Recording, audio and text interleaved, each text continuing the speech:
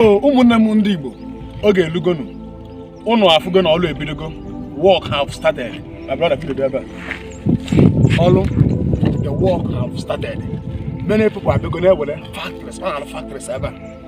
Different factories, not one, not two, not three. In fact, hospitals, hotels, 5-star hotel, markets, maybe nobody be their houses, the school. If on our children the largest market in Africa in our children, all a bit ago, I will see go down that place. I wouldn't believe you can do so Obundi Bonine, whatever you are, my millionaire, my billionaire, Abba. You need to come here to start. Other people have started coming. Obulo ni Jenna and also Jenna Alone develop. Okay, Lugo, our own have started. Some people have started their own. Some people will go their personal things here as I'm talking to you.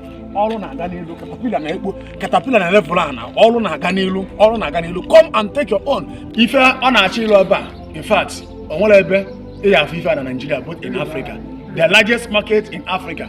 Yakandi Bonalo, Ndibo actually go so Wi-Fi, it's only gun, it's only Lulu, it's only shop, it's only go shop, everything I want to come and take it. It's only a factory. On a factory, you know, it's a Gibraltar and Nibo.